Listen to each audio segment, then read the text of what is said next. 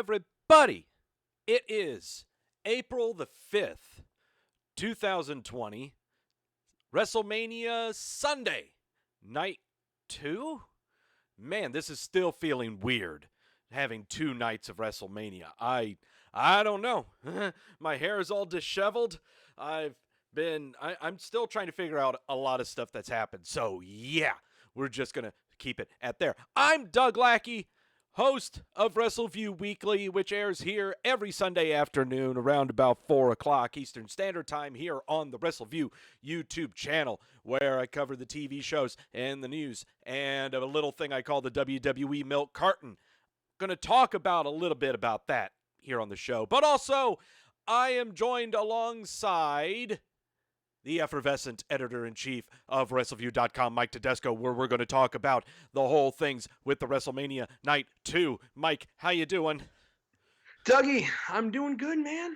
I am a little exhausted now after 2 nights of pro wrestling and particularly WrestleMania in an empty arena. It's tonight was like the first night. It was like the first cut. There was a few matches where I was just like, okay, I really noticed there's no crowd here now. Like I think I let a lot of stuff slide last night. Now, last night was actually a really good show. They had the ladder match, they had the boneyard match. There's a lot of home runs there. Mm-hmm. Strowman winning, total surprise to me at least. But tonight, I don't know. I think that curiosity factor kind of went away. And yeah, there's a lot of stuff that I do want to talk about that are differences between last night and tonight's WrestleMania.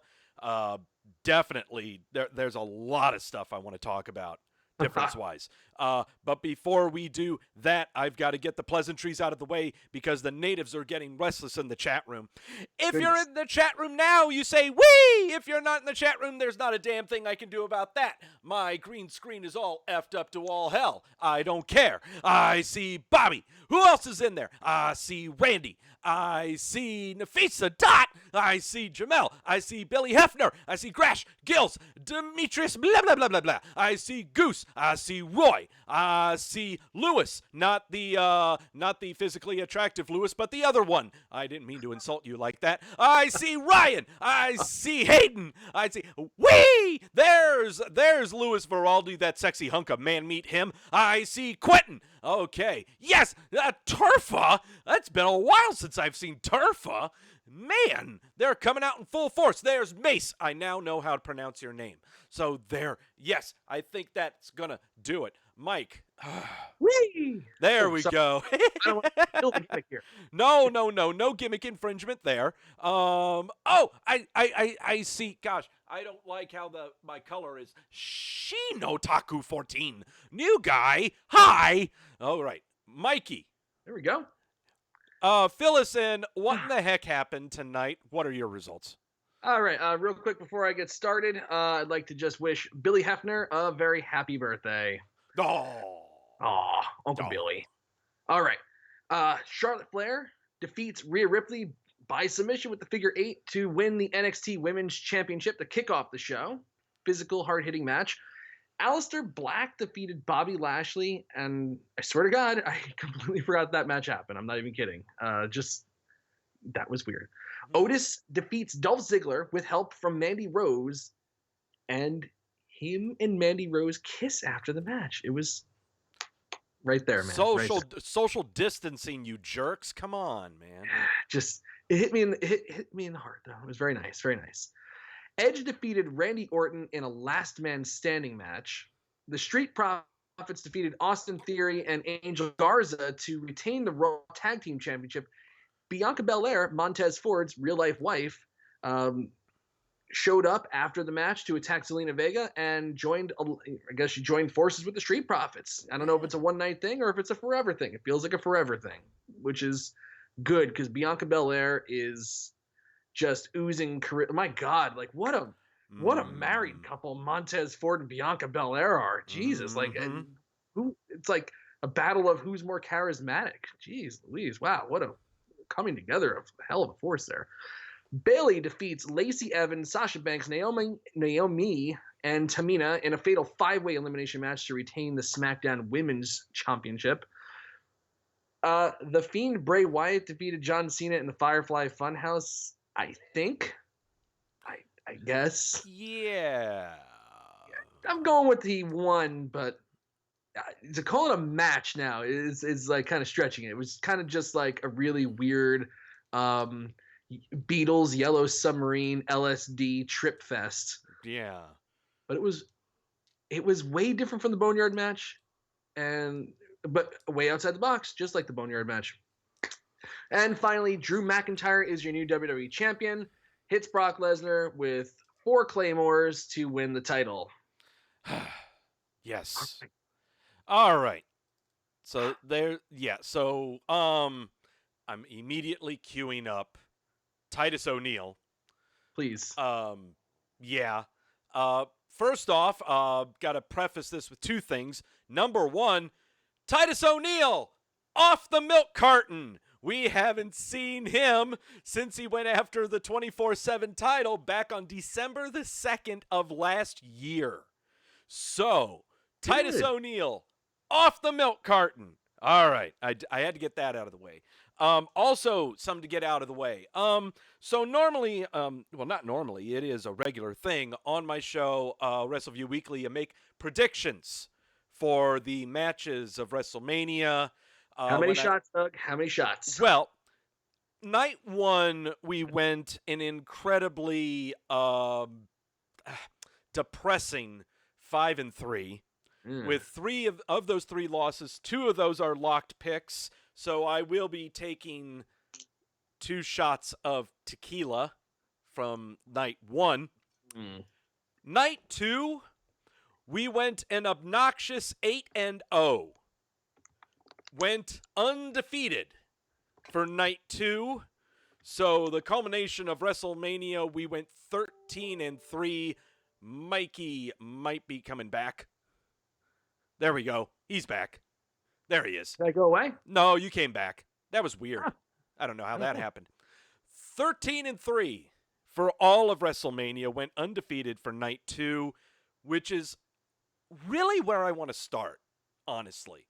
Night 1, I lauded about getting the unexpected. We hope for the unexpected. We pray to get the unexpected, and we got it all on night 1. An Undertaker AJ Styles match, unlike any kind of match we'd ever expected to see. Oh, yeah. Braun Strowman defeating Goldberg. Becky Lynch retaining against Shayna Baszler. Matches flowing consistently, not looking like one match meant more than the other.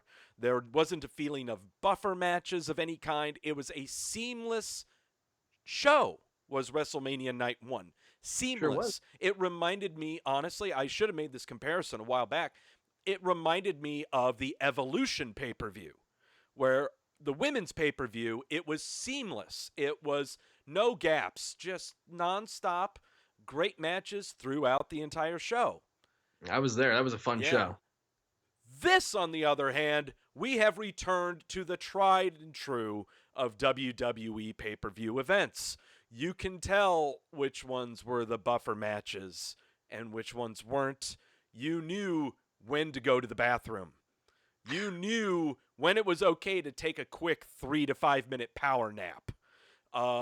Yeah, that's what this show, Night 2, felt like to me. And I'm not even throwing in there the weird and wackiness of the Firefly Fun House match. I want to talk a lot about Edge versus Orton. Really? Okie doke. That's just on my plate, okay? But that's just my vibe that I got from this is Night 2, we went back to the tried and true of the WWE. You know, take it for what you will. Right. What say you? For Edge and Orton, you say? Well, I mean, for this Night 2 that we got, you know, in comparison to last night, you know? Yeah, to me, it was missing something for me. There was a few times where I just was saying to myself, like, particularly with Edge and Orton, even though they spent the entire time backstage, like the buzz of the crowd and like, there's just some kind of atmosphere really missing from it. Mhm. And I think part of it was the fact that there just wasn't a lot of trash talk in that match. They were just Oh, kind of doing things. And I think what carried night one so well was they had a lot of really good talkers yes. in the ring, just kind of like narrating their story almost, and not leaving it to the commentators. The commentators also, for matches where there didn't seem to be a lot of talking, Yeah. also seemed tired, because I mean, it's Yes. a lot to tape all this stuff. And there was a couple moments where there were people in the ring. I think it happened during the SmackDown Women's Championship match in particular, where no one was talking. Everybody was just like looking at Tamina, and the commentators weren't saying anything. And it was just like, good Lord, like Mhm. it's just dead air. There was a couple times there was dead air on the show tonight. And just from doing podcasts and radio and stuff like that, Doug, we don't like dead air. No, no, Partic- dead air is bad.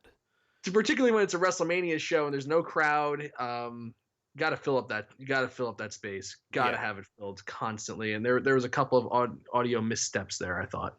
There were a lot, and it was amazing when you bring that up, that during that one women's match where the fatal five-way of everyone involved and silence from when Tamina's taking the claim of the match, but you put that in the contrast of Charlotte Flair versus Rhea Ripley, where, holy heck, I didn't know Kelly was still in the WWE. Holy hell, Rhea I saw Ripley, that tweet. Jesus, she yells at the opening of a bank. Dear Lord, she'll yell at anything. But at least it was some noise of some kind.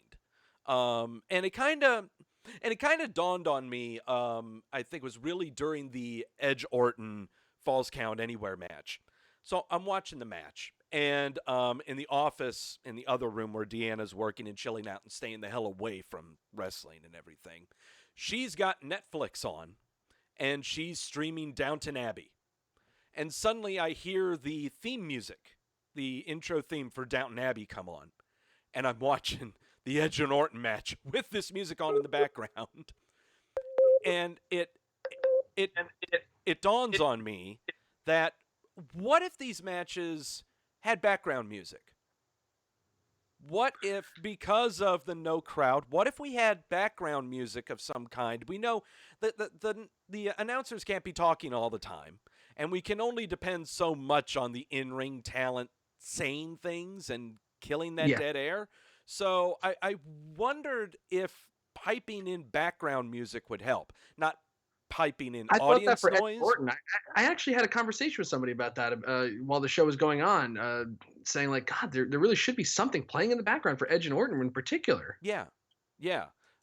Especially Edge and Orton. I'm trying not to diverge into that, but yeah, I feel like if there was something that was missing, yes, of course the crowd is missing, but background noise itself was missing, and I think that's something they could have done. Is that something we'll do in the future? Who knows, But I definitely think that would have enhanced this show a little Yeah. bit. Okay. Yeah, it was like for whatever reason, night one just felt like it had a lot more atmosphere. And like I said, I don't know if it was just there was good talkers. I don't know if we were just kind of letting things slide because of the curiosity factor of how are they going to pull up this WrestleMania. And when you go into it thinking it's probably not going to be that great, and then it winds up surpassing what you thought it could be, you're like, okay, this is great. And now you go into WrestleMania night two thinking, oh, well, it's going to be probably just as good an effort as night one. And I just didn't feel that way. It was like, like that kind of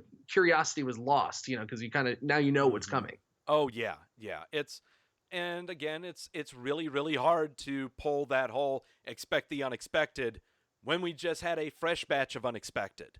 So Right. And tonight was very, very face heavy, other than I think Bailey and I guess the Fiend winning. This was all faces tonight. I was like, it was getting to the point where it's almost like I'm expecting this to happen, which kind of takes you out of the match a little bit. Yeah. Let's go ahead and start with the match we think happened, but we're not sure. Because I think that's probably what's fresh on everyone's mind right now. So God. we've left night one, where we had cheese-orific B+ movie cemetery brawl fest of AJ Styles and The Undertaker. Okay, chock full of cheese. You love it as a pro wrestling fan. You also hate explaining it to everyone else, but damn it, it was fun.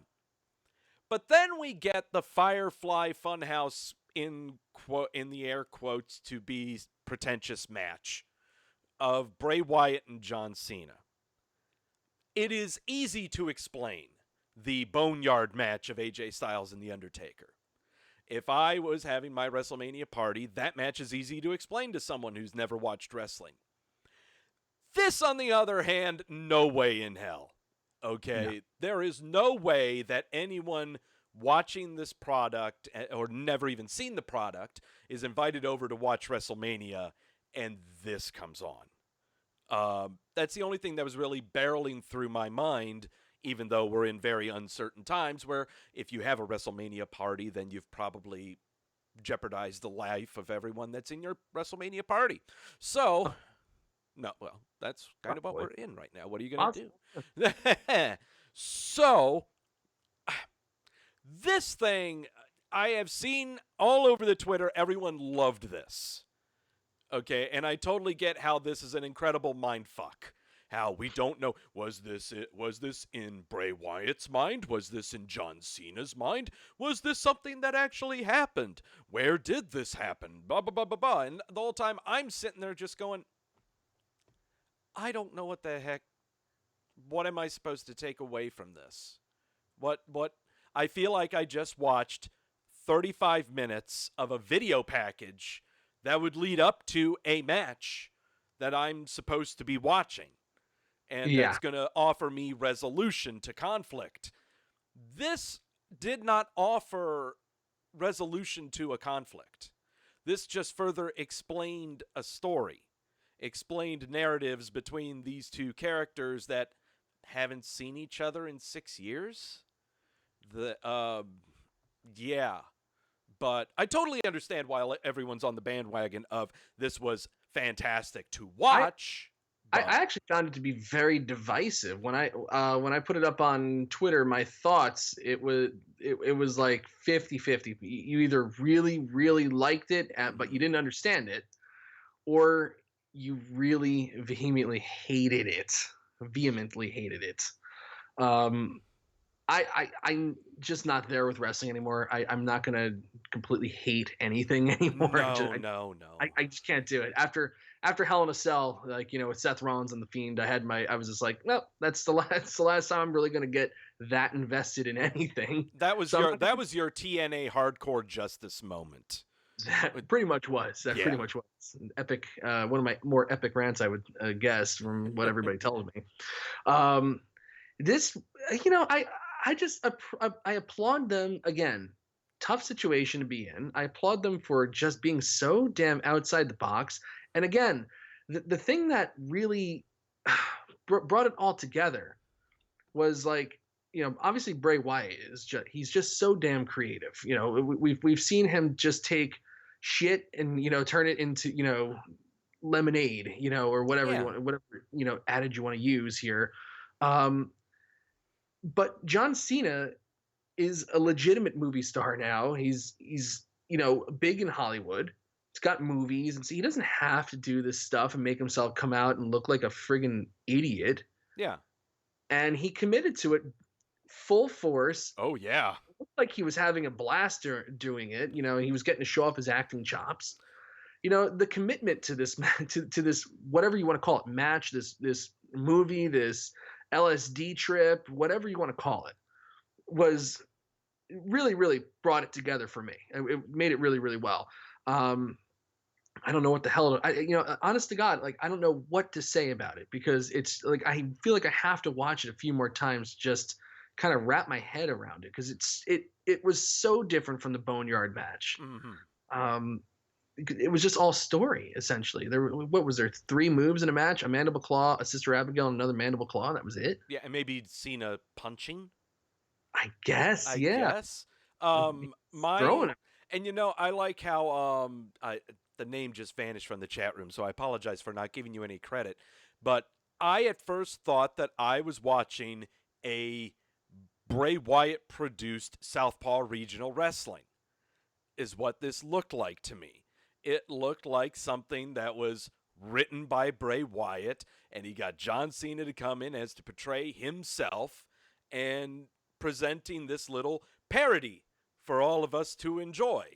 But at the same time, I'm trying to figure, but there's a conflict here. There's supposed to be a conflict of some kind.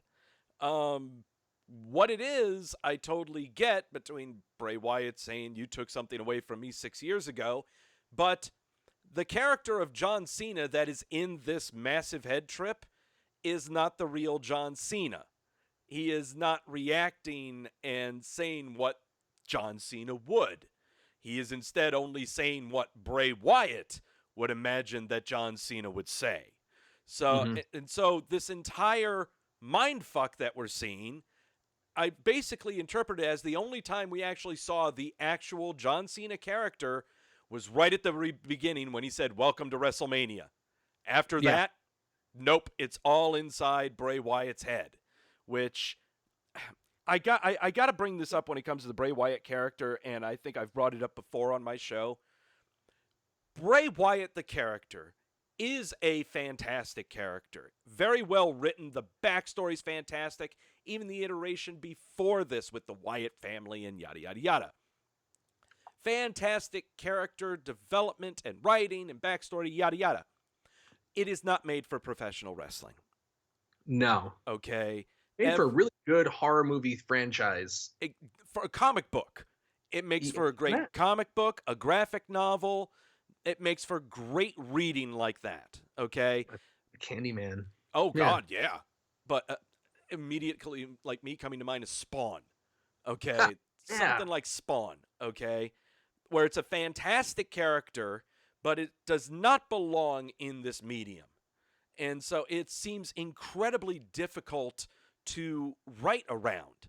And so I want to say, so many times we hear about performers, they're not given creative leeway and everything. And fine, we'll give you on that. Yeah, we'll give you your creative leeway. Here you go. Develop your own character. And sure enough, they develop their own character, and you got to try to work around that. You tell that to Bray Wyatt, Bray, this is fantastic. You put a lot of work into this. What the heck am I supposed to do with this? You got to have a weakness of some kind. I mean, you do have to lose somehow. Again, fantastic character, give it that, but it just does not belong in professional wrestling, I guess is my way. It's way out there. It's way, way out there. It's almost too outside the box, Yes. It's just a little, I mean, I can accept the Boneyard match, because it was just like a really campy, it was like a campy, action movie, Western, whatever you want to call it. But there was some wrestling in it. There was, it stayed closer to the story that was told leading up to it. This one, with the story being told, it just felt like the story was just like being retold. Like we just saw the video package and then they're just telling you exactly what you saw in the video package, but now they're just acting it all out. Right. Yeah. It went a little too far. I have to say I was entertained by it. I love the Vince McMahon puppet, and I think you're showing him on the screen right now too. Yeah. But when he shouted out on commentary when Wyatt's in the ring acting like Eric Bischoff, and he goes, "It's such good shit." I mean, I was crying on that. That was so friggin' funny. I mean, because it's like that was like a nice little nod to the hardcores there. I do wonder though, like Shayna Baszler saying shit, Vince McMahon saying shit. Like it is, I remember a couple months ago Braun Strowman speared Bobby Lashley through a stage, and Corey Graves shouted out "Holy shit!" I wonder if they're gonna start, kind of like the word "bitch" is being used constantly. Mm-hmm. I wonder if shit's gonna be the next word that they're gonna start trying to sneak in there all the time. Yeah, what shit is to 2019, 2020, bitch was in 1997. Right. 1998. Yeah, I definitely see that. Especially most of your television shows now are actually using that word more frequently. So, South Park, thank you so much for South Park. Yeah, they ruined it like around 98, 99. That was the end of that. Yeah, thank you so much. South Park, you're just coming back around to help us all out. So, okay. So, got that Cena Wyatt stuff out of the way. As always, on Wrestleview Live, whenever we talk about a pay-per-view, all pay-per-view recap shows that you're watching right now will bitch about everything. There's always something wrong with the show, and they'll start right off saying something wrong with the show. But not here, especially in times like these. It's time to we find something positive from the show, something that we enjoyed. I started with you, Mike. What did you enjoy about this show? Okay, let me just go through the card real quick. You know what? I have to say, I guess the thing that I enjoyed the most was probably the first match. I really, really liked the Charlotte Flair Rhea Ripley match. Sure. I just did. I thought, every year Charlotte Flair puts out, a hell of an effort at WrestleMania. She's way better than people give her credit for. It's like, you're a solid wrestler, but you're the descendant of another great wrestler. Oh, she had everything handed to her, and or you could be, Sasha Banks and be mediocre, but you have a character and kind of developed a cult following, and she's the best. She's the best. Yeah. It's like, I don't know. Like Charlotte Flair is just because of who her father is. She doesn't get the due that she deserves, but she is with the men and the women just one of the better hands that they have on the roster. Period. Yes. No matter the gender, and she was put in a tough spot. Having to go with Rhea Ripley, she's a great worker, great talent, but on this level, I mean, it would have been even better if it was at Raymond James Stadium, obviously, because but she's trusted to carry Rhea Ripley through a WrestleMania match and make her look good and get the match over and put it and just keep it on track. That's exactly why she was in the main event last year.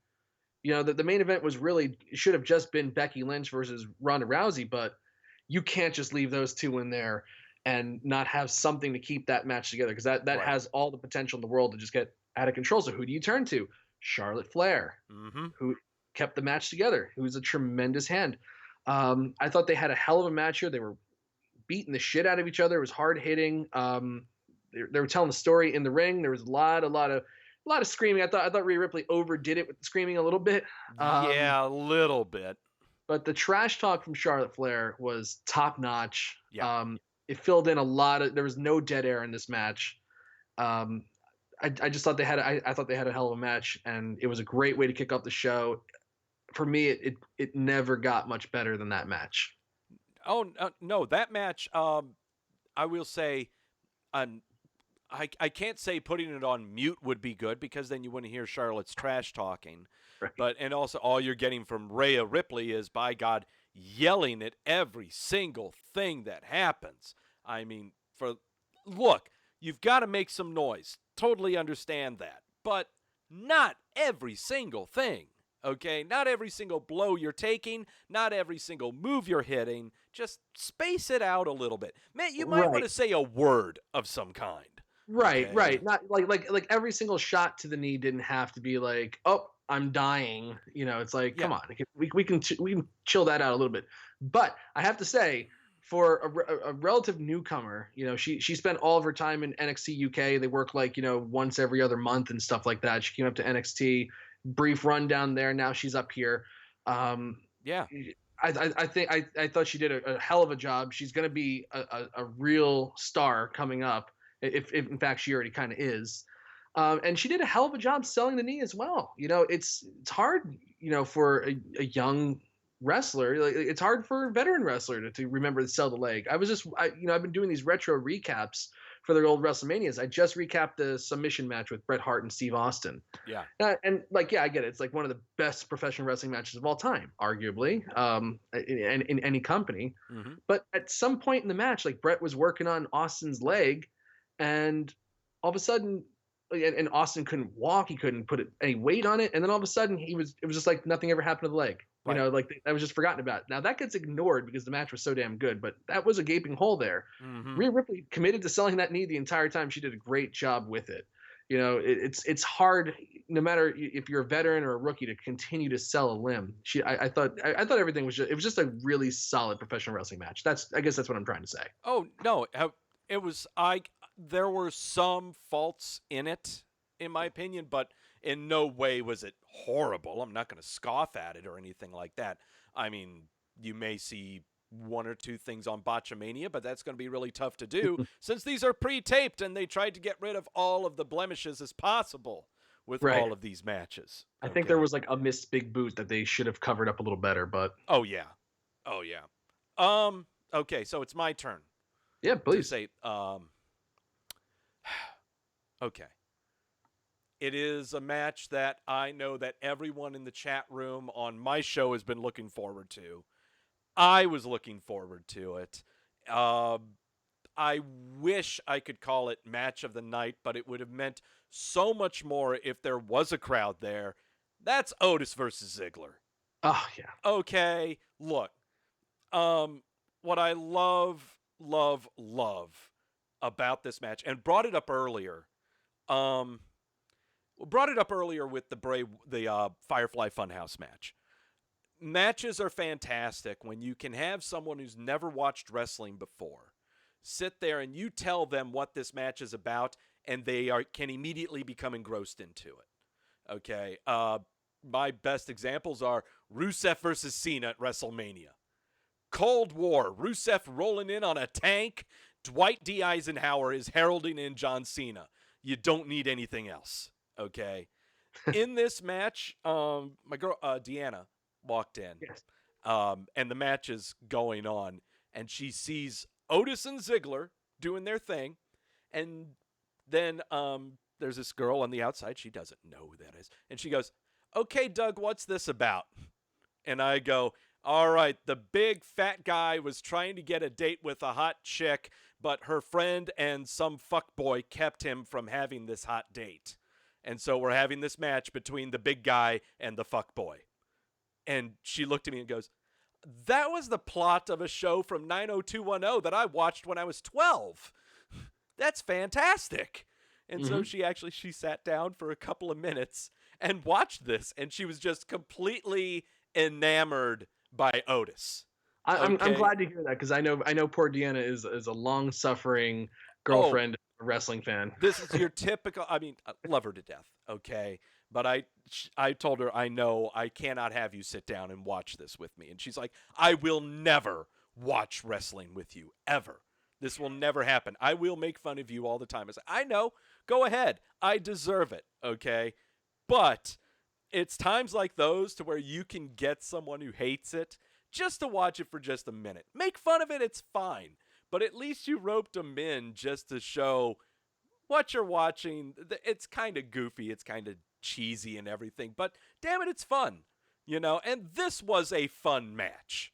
Okay, purely fun. I mean, I don't need to get into the moves that were going on and who was selling what. It was a typical TV match. Seriously, it was a typical TV match. You could have found this on any TV show. But the way that everyone emoting in that ring, okay, Ziggler being just as arrogant as all hell, Sonya keeping, running the interference to keep Otis away, and Otis, god dang, I never thought that I could really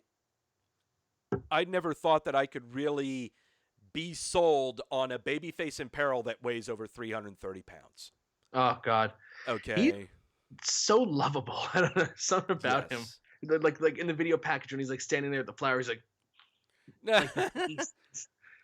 Scott, I mean, I've seen like footage of him at he went to like a Minnesota Timberwolves game or something like that, And immediately, as soon as he walks out, shirt comes off.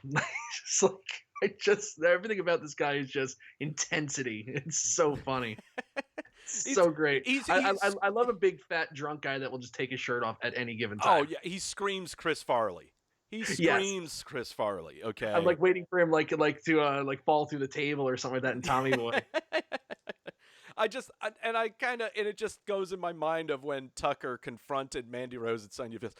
Got my boy. He took a shower. He got new underwear. I love it. Just the build up to this match. And again, there was nothing really special about this. Mind you, again, it's not like, we got a different ring setup or someone's in different attire or a brand new move was uncorked or something like that. This was your typical pro wrestling match with a great story that had 3 months of build, 4 months of build, and it was built while there was no audience to take part in this. Okay. I have to tell you, I was amped up about this match when they were doing their little thing in the Elimination Chamber and Otis goes through the pod. Mm-hmm. I've been pumped for this match, really. Oh yeah. And like you said, it was just a match, but it's the story behind it. They did a great job. Oh yeah. So and there's Otis walking away with his girl Mandy. She's so pretty. She's so pretty. God. I love it. I love it. It just brings a smile to your face. Okay. Yeah. I can find me someone on the internet, well, I'm sure you will, who hated this match. Oh yeah, you'll find. I'm sure I'll find some, and I'm sure if I look on their profile or any other previous tweets that they've said, then I can understand why they hate this match.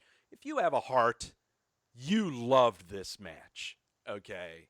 Loved it. And it's like the antithesis of what you would normally expect from WWE, because usually they don't like to give you the happy ending. It's more like, oh, we got to get heat on the heel, and we got to tease you. We got to tease you to go into the next show. And then when we eventually paid off, it was a couple shows too late. Here it was the perfect time to pay it off, and sometimes it's nice to see the guy, go, win the match and go off with the girl. Absolutely. Absolutely. Think about what happened with Zack Ryder and Eva Marie back in the, a couple years ago. It's like, oh yeah, they had the nice little thing going, and she turns on him, low blow, WrestleMania, ruins his night. I don't know. I had some thoughts of George the Animal Steel and Miss Elizabeth. Yeah. I was having way better comparison. I was having really big thoughts on that. Just reminiscing about that. God, such good stuff. Such good stuff. Okay. Such good shit. Oh, that's good shit, Mike. All right. All right, so we got that. So we got the happiness out of the way. Now it's time to be Debbie Downers. All right, now it's time to get back to reality. All right, Mikey, is there something that you would like to say? Anything that's up with this show that could have been done better, or you're kind of disappointed with, or you're getting tired of? If it's not a particular match, is it a particular theme of some kind? Well, obviously it's been beaten to death with a plowshare, but the empty arena thing, I'm so over it, and there's nothing they can do about it, and there's nothing that can be done. They got to just keep pressing forward. They're committed to it. I don't know where they're going to tape for this show on Friday, but the empty arena thing is definitely wearing on me. But for something that is controllable in the show, I thought that Drew McIntyre and Brock Lesnar probably could have had a better match than they had. It was literally just a rehash of Goldberg and Braun Strowman the night before. I don't know if I needed to see that match twice. I thought that Brock could have worked with him a little more. I thought they could have, but that's what Lesnar matches have been through the years now. Mm-hmm. It's just been moved, a couple of suplexes and F5s. That's it. Yeah. And he did sell for him. He gave him a lot, but I was, it felt hollow at the end. There was no drama to be built here, probably because there was no crowd like roaring every time there's a suplex or an F5 or a Claymore hit and a kick out, that this is a match definitely where the crowd would have helped, and McIntyre celebrating and getting emotional with the title in front of nobody. It was just, I don't know, just the whole presentation was just bad for me. I probably would have preferred them just to beat McIntyre and save it for like when they can finally get back in, in an arena. Yeah. I guess I think it was the Drew McIntyre Bork Laser match. Just to kind of piggyback off of you there, we Yeah. learned when it comes to Bork Laser matches, they're much better when they're no DQ because you have way more freedom to do what you would Yes. like to do. All right, we've seen it with the Rey Mysterio match. We saw it with oh gosh, we saw it kind of with Seth Rollins at last year's WrestleMania before the bell sounded. You know, they found their ways to get their no DQ fun in before the match actually started. Now, this one, I'm trying to remember when the last time was we had a regular Bork Laser match, no stip, regular match. I think it was When he was working Undertaker? I think it was Undertaker maybe. Yeah. When he won the title, Kofi Kingston. Yeah, when he beat Kofi Kingston on SmackDown. In 8 seconds? Yeah, I think that was his last regular match that he Oh, had. Like his last regular wrestling match, no steps. gotcha. Okay. Yeah, no Okay. steps, regular match. Okay. Oh, that's true. That's true. Talking about. Okay. Yeah, I think we learned Bork Laser matches are better when we've got a stip to it because there'll be a little more of a slog. There won't be as many of these. God, if you hated Undertaker matches at WrestleMania involving Triple H and Shawn Michaels, I can't imagine how you felt with these two title matches at WrestleMania. Oh boy. Ooh. Could you imagine, Doug? Yes. You know, 2 title matches on WrestleMania taking less than 5 minutes total time. Yeah, combined. Combined. Yeah, the two biggest titles lasting less than 5 minutes combined. Right. Oh, everyone losing their collective shit. But I'm not losing my shit over it for sure. No. You know, it's definitely like weird. You know, it's like, you know, that's why I was thinking like, okay, they put Goldberg on night 1, obviously because the Reigns thing happened. You know, he's not there. And let's just, you know, kind of bury this thing, you know, just get it over with, change the title and get it in and send Goldberg home.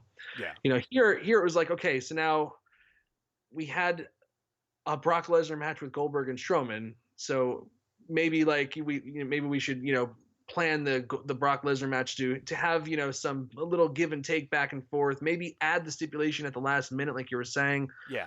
Because honestly, like the last time I saw Brock in like a competitive match where it wasn't just suplex after suplex was probably that Hell in a Cell with The Undertaker. I can't really remember him having much more give and take than that, maybe other than against Roman Reigns. Yeah. Yeah.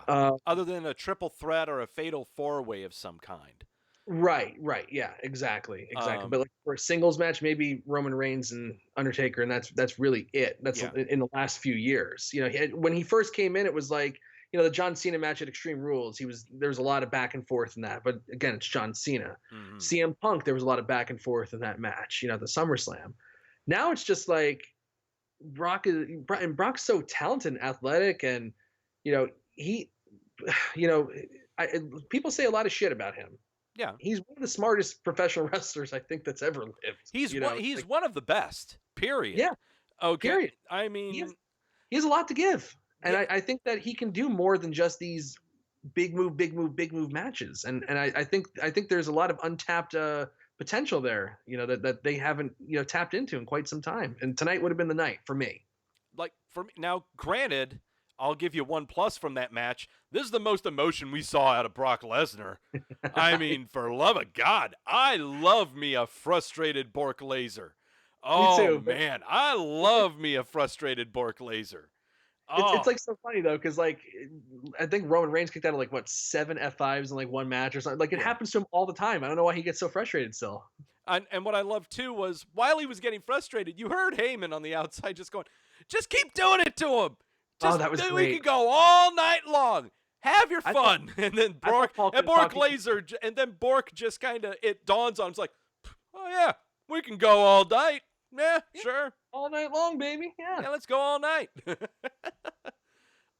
Okay, mine. All right, it's now time for me to tap in here. Yeah, please. All right. Everyone was looking forward to Edge versus Orton, the last man standing. Oh boy, everyone was. They could wait for this, the build up and everything. A match that, honestly, a lot of people, this was the match they were looking forward to tonight, was this match. I fell asleep. I fell asleep for 5 minutes. This was pre-taped. Any kind of mistakes or dead air or anything that you could have had in this match was, I guess not, edited out. I totally missed this diving scaffold spot into the table. I missed them climbing on to the top of the big rig. And quite frankly, it's because it was so quiet. Yeah. This match was so quiet. They were fighting through the ring. They're going backstage. They're going through the gymnasium era, the weight training room. They're going through the backstage where all the consoles are. They're going back to the loading dock area. I didn't know the Performance Center had a loading dock area. I was trying to stay enthused in I'm getting a tour of the Performance Center here. Right. It felt like a really weird virtual tour. I was going to say that. Yeah, I was like, oh, here's the men's room and the ladies' room over here. Here's where we clock in and out, Here's the conference room. Here's our really impressive conference room table where we all talk. Yeah, I'm sitting there going oh, crap, I'm just getting a tour here. And we have a random... I was just more curious as to why there was a mesh fence over their conference room table. I was trying to get over why they had the random purple hand chair sitting in the backstage area. Where the hell did this come from? Right. It felt like they were in the WWE archivist warehouse. I don't know if you follow the WWE archivist, his Twitter account. Every now and then he'll post something really, really cool. Felt like they were in his warehouse. Yeah, I was waiting to see all of the old pay-per-view signs everywhere. I was waiting to find the old In Your House somewhere where they would just barrel through the In Your House or something like that. But spear him through the old Raw sign. Oh, yeah. But I fell asleep. Because it was so quiet. These guys didn't say a word to each other at all. It was just grunting and spitting, and we had to rely, unfortunately, and I can't believe I'm saying unfortunately, we had to rely on Tom Phillips and Byron Saxton to fill in I think this match was 35 to 40 minutes long. 35 minutes of dead air to be filled by two guys with no benefit of a crowd, no benefit of the performers. This was tough to watch, okay? Really, really tough to watch. I really hope they try to do something more with this. I hope this isn't Edge's final match. No, he's got plenty. He's got a few more. Plenty more, okay. Because this 36 minutes, Doug. 36 minutes at WrestleMania 36. 36 minutes of this. Yeah. It would have been good at 20. It would have been fine at 20 is fine. There's no reason why this should have gone 36 minutes. None. 20 too long. It reminds me of, I think it was the WrestleMania where Triple H and Batista had their match. It was the longest match of the night at 27 or 28 minutes.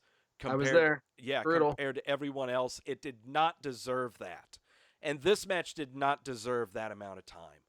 Okay. No, and especially when you have two commentators that I don't know if they were tired or they just weren't up to the task. I don't know, at what point in the taping schedule this was filmed, but the energy wasn't there for it. From the commentators, they, and I think they were trying to sell it on okay, Edge is conflicted and Orton is conflicted and Orton is looking sinister, but it's you're not going to get, if there's a crowd there, you can get away with just doing a match with looks. If you remember the Undertaker Triple H Hell in a Cell, where it was just all facials, right? Mm-hmm.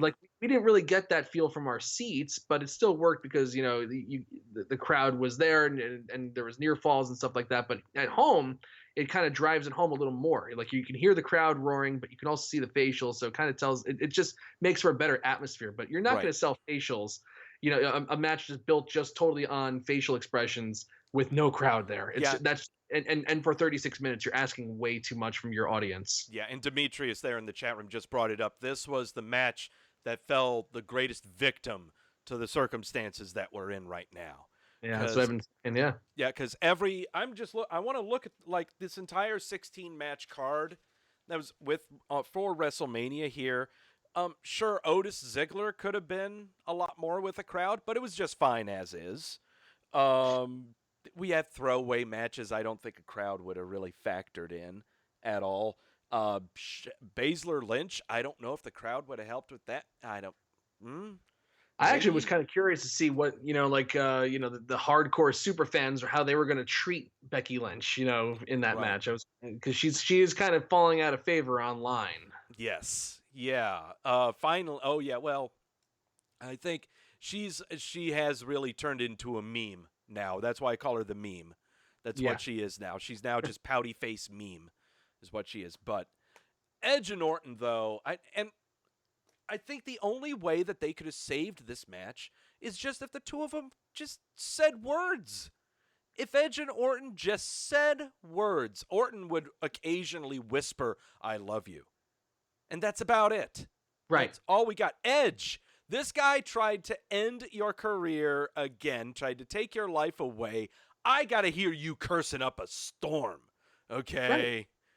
Oh yeah, like as he's climbing on the ceiling, talk about my daughters again, Yeah. you bastard, and Yeah. drop the elbow, Yeah, say her name. Or he's Say the climbing up, name. or he's climbing up there, up on the scaffolding, looking down on Orton, and he could just go, "I love you," and then drop that. Okay. I was kind of hoping he would at least do Beth Phoenix's the Glam Slam on him for payback for his wife or something. I was like, give me something here. I've got your love. I got love right here. That'll just punch him and keep on saying, "I love you. I love you." Stuff like that. But that's all that needed to be done. Simple stuff. And actually, background music would have really helped in this one. That's Absolutely. For sure. There's no song long enough to take us through 36 minutes, though. Oh, boy. Flying through the rest of the card, like I said, I believe this night of Night 2 was back to the tried and true of the WWE and their formulas for putting together pay-per-view events, because holy hell were there some throwaway matches. Matches that we just didn't know existed, didn't care about. Case in point, Lashley and Aleister Black. Couldn't have cared. I could try, but I don't know if I could care less than I do about that match. The only thing that struck me about this match was that if this match happened 30 years ago, the long-haired tattooed white guy would have been the bad guy, and the muscular black guy with the attractive white girlfriend would have been the good guy. Yes, but he would have been dancing jive. Oh, but he would have been dancing jive. Yes, he would have. Yes. Remember when they turn? I'm watching the old WrestleMania. It's like Virgil turns face, and all of a sudden now he's a dancing fool. Yeah. Because that's what black guys do, right? Yeah. Let Junkyard Dog be Junkyard Dog. Let Coco Beware. Be Coco Beware. Okay. But that's all I could take from. I don't know why this match happened. Aleister Black was the only one who was on TV for the past 2 weeks, and he was just taking out jobbers. Lashley hadn't been on TV for almost a month. Okay. That's why no emotional investment whatsoever. None. The only thing that I found that I thought was newsworthy from the match was that Lashley was wearing tights. That's it. Yeah, he was wearing tights now, which kind of looked weird. Yeah, it was weird. It was like he was wrestling in sweats. I was like, okay, whatever. Lana was exceptionally brown. Yeah, she was very, very brown. It was something. It was just like it's like he's there because Aleister Black is a Paul Heyman passion project, and he wanted him. They got to fill up time and put him on the show. He was I'm sure he was supposed to be in the Battle Royal doing something big. Oh yeah. So get him on the show and let's try to salvage whatever we can. But they could have done a lot better with the presentation here. At the very least, because the rumor was that Lashley did a tour of South Africa because he was promoting a tour that was supposed to happen at the end of the month. It's not happening until October, I believe now. And coming back from South Africa with everything going on, he had to be self-quarantined, coming back to the United States. That's just what happened. So he wasn't at the Performance Center for the tapings. He was able to make it back just in time for this WrestleMania taping, but they could have had him do what Paige did, where she couldn't get there from Los Angeles, so she did a Skype video or something. They could have done something to build it up. Yeah, they could have Lana come out. Lana was in the area. Have her come out. Just have it, after one of Black's matches where he Yes. beats up the jobber. He just Any appears kind of on the screen. Appears on the screen. You've got 2 weeks, Black. You got 2 weeks. Yeah. I'm in South Africa right now. I will be back in 2 weeks, and you better be ready for me. That's it. Exactly. That's it. Something. So it's just some type of story, some type of effort put into it. But this was just like, well, we got to fill up time, and we want to have 8 matches on each card. And okay, Aleister Black, Bobby Lashley. Sure. No reason. Yeah, none. Enjoy. Though this match did have a reason, but it wasn't the match or the titles that were involved. It was the Street Profits versus Angel Garza and Austin Theory. Holy hell. Now put yourself in Austin Theory's shoes for a second here. Okay. Former champ and Evolve less than 9 months ago. Correct. Called up to NXT to do a few matches, to pump yourself up. You've faced against guys like Tomato Chomper, and then built up your character with Tyler Breeze and Swerve Scott. You've appeared on 205 Live. What is he, at the ripe age of 24? Something like that? If that. I actually think he's younger. I think he's 22. 22? Yeah, you're in the early 20s. Less than a year, and you are called up to have a match at WrestleMania. Oof, A match. Doug, he was born in 1997. Christ. What the hell? Jesus. 22, 23 years old. Okay. Yeah. Less than a year, you are on the card for WrestleMania. Not in the Battle Royale, not in some clusterfuck, but in a regular tag team match. Okay.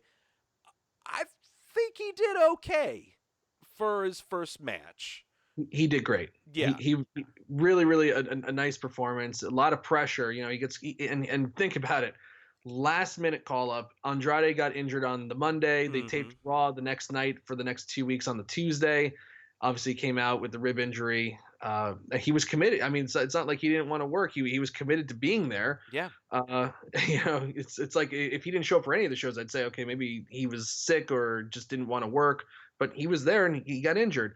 And so they call up Austin Theory, who, he impressed me in his NXT match against Tyler Breeze in the empty arena. They kicked him off at Full Sail with those two, and he just talked the entire time, filled up so much noise, and must have opened some eyes because they said, well, gee, who are we gonna friggin' get to replace Andrade now? Yeah, let's do Austin Theory. And he did a great job. It was really a nice representative, of a regular person on the WWE main roster. Yeah, and what's amazing too is that he actually did not appear on WWE.com's main roster page but less than a month ago. Right. He didn't even have a picture or anything until less than a month ago. So, yeah. Just imagine how this cat's feeling right now. Yeah.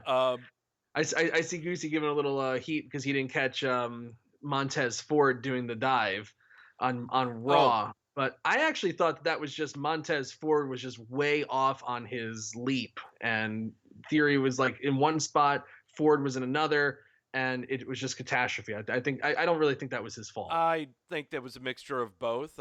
Ford overshot, and Theory was like, oh, well, he's coming in hard and fast. Yeah, no way in hell. I'm not taking this. Okay, so I think it was on both ends. At least they were still good to go. Okay, yeah. I mean, it could have been a hell of a lot worse. That was scary. And this match has just been a one train wreck after the other. Really, if Mysterio was around, I don't even think they're having this match. But the real reason for the match was to bring in Bianca Belair. Oh, I love that. And it looks like we're going to team her up with Street Profits. Could be seeing them on Monday Night Raw. Zelina Vega's going to be wrestling, I'm sure. I kind of called this a while back that Belair needs to come to Monday Night Raw. Holy hell. She's got more charisma in just one of her fingers than probably half of the entire main roster. God, that entrance. I love that music. Love the entrance. Love everything about it. I love the twirling the hair, the skipping thing. The skipping. I'm just telling you, I can't even imagine, wow, like probably one of the more charismatic guys, in wrestling today, in Montez Ford, married to Bianca Belair, probably one of the most charismatic women in professional Yeah. wrestling today. Oh, What and a combo. Jamel just reminded me, just like I did with Titus O'Neil, Bianca Belair off the milk carton. We haven't seen her since February the 26th, where she appeared. I think it was on an episode of NXT where she faced off against Charlotte Flair and was beaten handily by Charlotte Flair. She had her ankle stomped on a chair, and Rhea Ripley failed in making that save. That truant bitch. Okay, no. Apart from that. Yeah. Bianca Belair, the one thing I only hope right now is that don't have the Street Profits drown out the talent that you have in Bianca Belair, and don't have Bianca Belair drown out the Street Profits. This is going to be difficult to maintain, I think. I'm just thinking if we go back to normal television shows and how I'm going to be booking these three, it's going to be incredibly difficult for me to have all three of them on screen at the same time and try to contain them. I think you kind of do it as just like an understood alliance, and they're there for each other when they need to be. Yeah. And other than that, they just do their own thing and come together, to celebrate after the match or whatever. Right. I don't want Belair at ringside during Profits matches unless Zelina Vega's there. I don't want the Street Profits at ringside in Bianca Belair matches unless Andrade and Garza are there. So that's it. And another plus here, Dougie, is that we're going to be doing these empty arena shows for quite some time. We need people that can have a match on TV and fill up the dead air. Yes. This is just another hand, because the women don't really have this. No, they don't. They don't have anybody like Bianca Belair where they can just do straight trash talk the entire time. No. This is another really shrewd move by WWE almost. It is. But at the same time, how That do you makes feel? sense. Well, how do you feel about the trade-off of Bianca Belair coming to Raw and possibly Rhea Ripley coming to Raw? Maybe. But I feel a trade-off of Bianca Belair to Raw and Charlotte Flair to NXT. Great. That sounds like a fair trade right there. Hell yeah. Excuse me there. Let's talk about the five-way elimination style of match of the Vagina Persuasion for the SmackDown Women's title. Good Lord. What? It's what it is. You're right. I just never heard it described like that before. It's good. Welcome to the show, Mikey. Vagina Persuasion. Yeah, this was supposed to be a 6-vagina match, but Dana couldn't show up. She was sick. Dana Brooke could not show up to this match. Would she have added anything? No. Not Actually, I thought it was better without her. Oh. Could we have put Carmella in there? No, I don't think she wanted anything to do with this. I'm so glad Tamina was in this match, as she is in any clusterfuck women's match, filling her role nicely, getting piled on. I actually thought that this was probably the best that they ever booked Tamina ever. In front of no people. In front of no people. Imagine if they booked her like that when she was in her prime. I think she's isn't she in her 40s now? Yes. I think she's got to be approaching 40 or 41. She's 42. 42. Okay. Yeah. We got a lot of 40-somethings on the roster right now. Not a lot of women, though. Well, no, not a lot of women, though. I mean, that's horrible breaking news to release women's ages, but I'll be damned. The internet tells us all kinds of things. Okay, 5-way elimination thing. Karen wins the title. Karen keeps the title. When this match was about to start, Deanna walked out from the office, to fill up her drink or whatnot, and she looked at there and saw Bayley. Saw Bayley with her hairstyle, and she goes, "I hate her!" She just yelled out, "I hate her!" And I go, "Who, Bayley?" And she goes, "I don't know who her name is. I just hate her. I hate that hair." And I go, "Well, all right, pro wrestling. All right." She goes yeah, fuck wrestling. It was actually fun. I kind of liked it. Yeah, I know it was a fun match. It was a fun little. I think this only lasted maybe 12 minutes. I think it was maybe 12 to 13 minutes for a 5-way elimination. Not bad. That's the sign of a good match because it actually lasted 19. Oh wow, good. According to Wiki.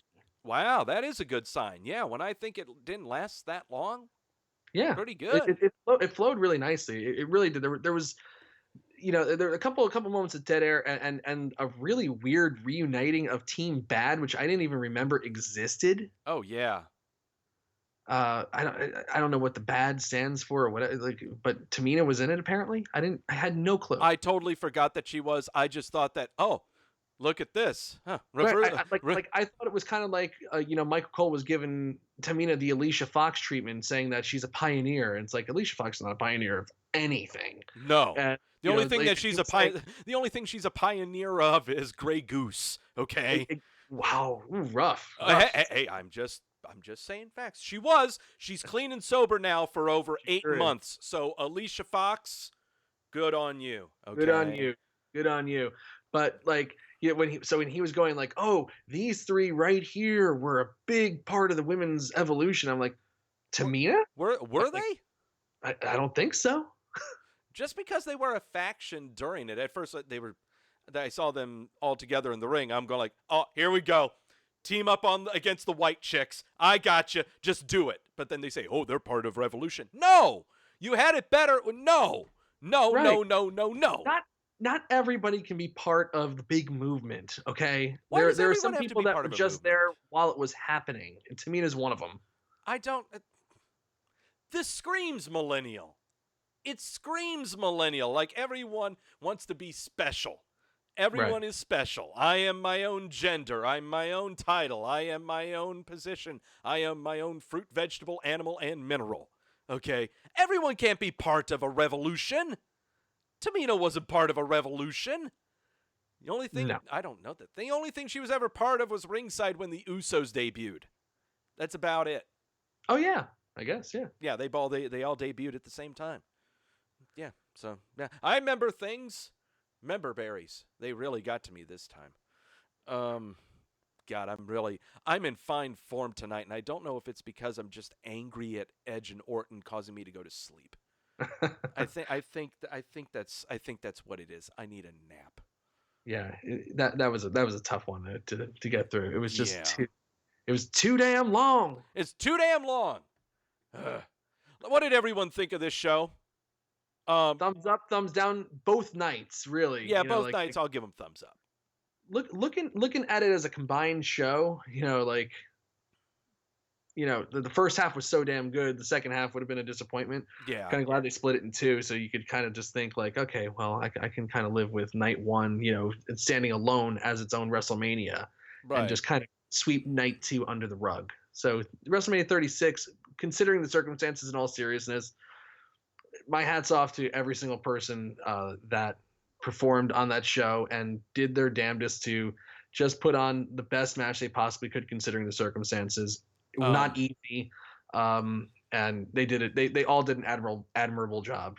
If WrestleMania's job is to entertain me, WrestleMania succeeded in entertaining me, period. I know I would love to give the caveats of special circumstances and everything like that. The problem is you're not going to be thinking, you can only think about that 5 years from now if you lived in that situation. If any other wrestling fan that's going to be coming into this 1 or 2 years from now and someone mentions to them, you need to watch WrestleMania 36. You need to watch WrestleMania 36 because this was at a very integral point in all of our lifetimes. Okay. But I still think it was a great show, both nights. Right. Okay. It's got its faults, but they're still entertaining. Okay. Yeah. They're not perfect shows. No. Considering the circumstances, they did as well a job as they possibly could have.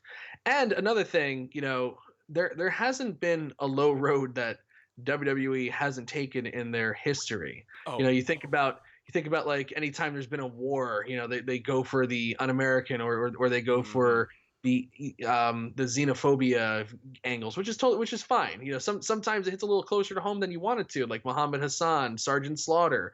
Yeah. Nothing towing the line. It was all very generic, good old fashioned fun, except for the Firefly Fun House, which was just good old fashioned weird.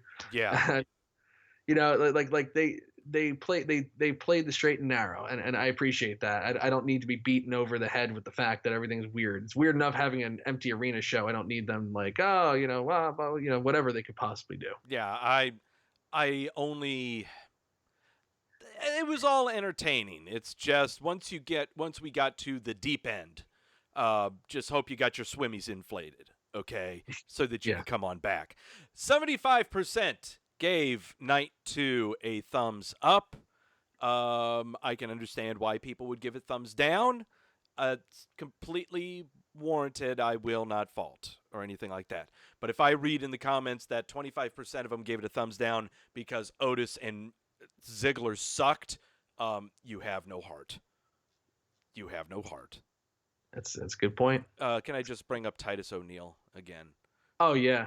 I just want to bring this up. 83% gave last night a thumbs up. Oh, wow, 83. I thought it would be much higher than that. Me too, but Wow. it's just gonna be people that are just angry at the world. Yeah, everyone's angry, and I don't blame them. They're all stir crazy. They're locked inside. They can't go outdoors, as if any of them really went outdoors in the first place. What are you gonna do? I know what you're gonna do. Mike and Victoria are gonna review Raw tomorrow night. Damn right we are. Post Mania Raw in front of nobody. And that will conclude all the content that we've been pumping out here on Wrestleview over the past couple days, including with post Raw, and then it's back to our regularly scheduled programming. Dougie, I know you'll be back this coming Sunday. Yep. With Wrestleview Weekly. I've got 2 shots of tequila that I've got to look forward to. Gotta get it done, man. You'll be okay. You'll be okay. The WWE milk carton is 60 people deep after WrestleMania. Hey, it's better than it was last night. I think we were at 67 or something. Yeah, it was like 66 or 67. So Titus O'Neil, thank you very much for making that list a lot smaller. And I'm just kind of browsing. Yeah, go ahead. You know what we never mentioned? I don't think we mentioned it one single time. Please mention it. On both shows was Rob Gronkowski. There's nothing to say, really. He's a 24/7 champion now. You kind of figured that was going to happen. Well, we do. Yeah, you figured that was going to happen. It's just like any celebrity on the show gets the title. I've got to I'm pretty much gathered that even if this COVID nonsense wasn't going on, that's what would have been happening at WrestleMania. Yeah. Except that him and Mojo would not be on a perch somewhere bouncing up and down randomly. Something like that. I don't know where Gronk would be. On the boat. He would be on the pirate ship. Yeah, he'd probably be right there wearing an eye patch and the hat and then the whole shtick. Mm-hmm.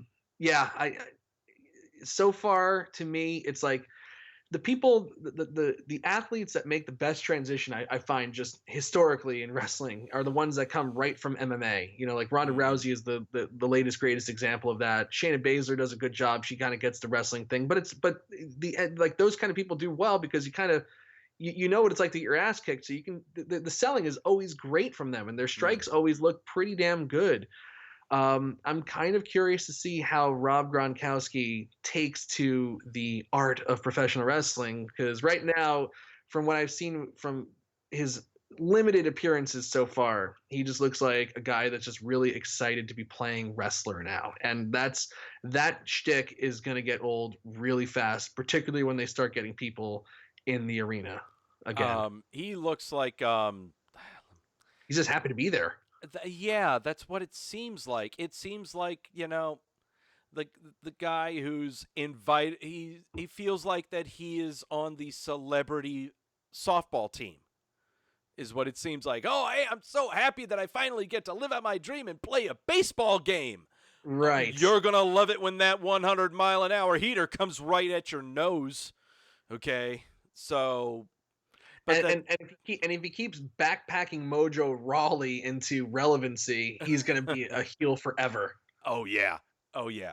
Now, granted, I actually have no problem with Gronkowski being in the role with Mojo and they just slap each other around all the time everywhere, and they have a tag team match and they're too busy beating each other up to actually do something, I guess is the way I'm looking at it. I wouldn't mind him being, the humor, and not be taken seriously. It's just once he is taken seriously, when he is written to be taken seriously, that's going to be a problem, Yeah. But right now, just keep him with the 24/7 title. Have him and R-Truth do stupid crap for the next 5 months. I'm fine. I'm fine. Speaking of other athletes that they have on their roster, we got Cain Velasquez too. That's just been hanging out, doing nothing. I wonder, and Cain Velasquez is a name. Like I wonder if Gronk doesn't catch on, do they use him as much as Cain Velasquez was a name that was on their main roster. He mysteriously vanished after Crown Royal. He is around. Crown Jewel. He's definitely signed with them. Yes. They made the big announcement. They made a big stinking deal about it. He thought he was giving interviews like he thought he was called and told that he was going to be in the Royal Rumble. It never happened. It's just like, what are they doing with that guy?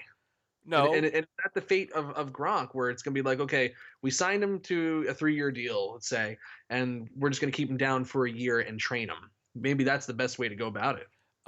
Cain, just so you understand, the reason we brought you in initially is we've got people in South Dakota that know what your name is, but know that you're not going to really do anything. So we're hiring you for your brand to go to South Dakota. We're also trying to build up some new television deals down south of the border. So if you could maybe tour with Rey Mysterio and Humberto Carrillo and a bunch of others, I'll tell you what, we're also going to package Sin Cara with you to do and promote you alongside with him. Sin Cara is no longer with the WWE. He's gone. And so that's the only stuff that Cain Velasquez has been doing is they got him for his brand recognition.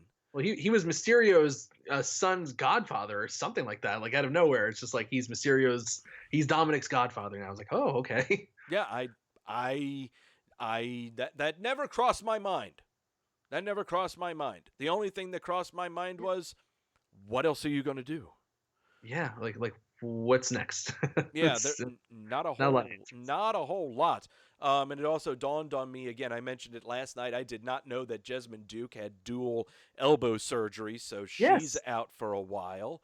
Marina Shafir, she was on TV to give a stick to her hubby Roderick Strong in a cage match against Velveteen Dream. That was the first time she was on TV only time in the past 6 months that she's been on TV.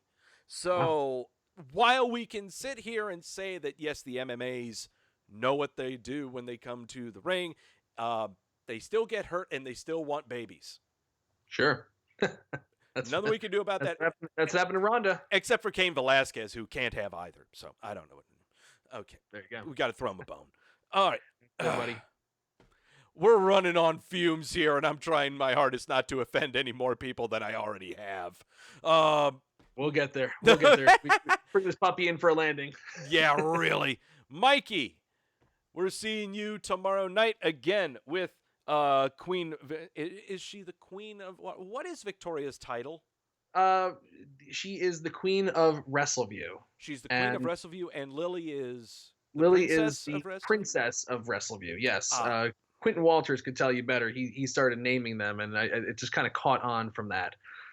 Usually she's called Princess Tedesco, little baby, and funny enough, she had over her crib. We have the Princess Sleeps Here anyway for her. So yes, she is an official princess. We are known as the first family of Wrestleview, though. Oh, of course you are. Yes. Daniel Sheldon just put it up. Thank you, sir. Yes. So we'll be back tomorrow night. One final podcast. Can you do it? Yes, we can. And I hope to see you all there. We'll be breaking down the Raw after WrestleMania, which is usually the biggest Raw of the year. I don't know how it'll be this year. We'll see.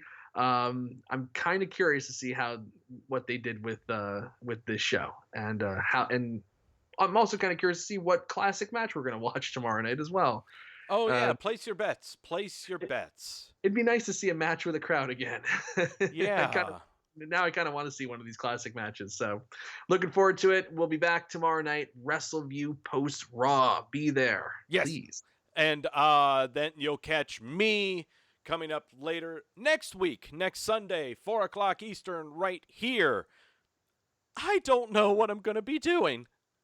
I mean, I'm seriously, okay? The only wrestling show that we know that's going on right now is the taped post-Mania Raw. So, other than that, I have no clue. I don't know if AEW's doing anything. We don't know if NXT and SmackDown are doing anything. My green screen is saying, fuck off. I don't know what's going on. I don't want to be here either. So, no. Something's going to be happening on the show. We've got lots of headlines that we always go over. I will go over the WWE milk carton. If you thought 60 was big, I've got a fresh new batch of 6 more showing up if they don't show up on TV this week. So, plenty of names to go over. And also, the clock is starting for our 3rd member to become the golden gallon of the milk carton. And it looks like that's going to be happening unless I can find some confirmation that EC3 is hurt. I might have to. I'll work on it. You work. Oh yeah, Mike's got the connections on that. I just know that EC3 is working out and showing off that crap on Twitter because he needs friends. So I think I'll watch some wrestling. I think I'm gonna watch a weird match. I think I'll do that Sunday. Enough of the blow up doll. We need to watch something else. Sounds good. If you guys have any ideas of a weird, stupid match that you'd like me to watch, Twitter, the DMs and the Twitters, and you kids know what to do. DM me. Yes, at Doug Wrestleview. Send me your stuff, Mikey. Always a pleasure. Always a pleasure, my friend. You guys stay safe. Don't be stupid. Don't go outside and do something stupid. Okay? Sanitizer, soap. Don't lick the windows. That's made for 5-year-olds. Awkward silence. That's enough of that. All right. That's enough of that. Get to bed, you jerks. As always, know when you're being sold to.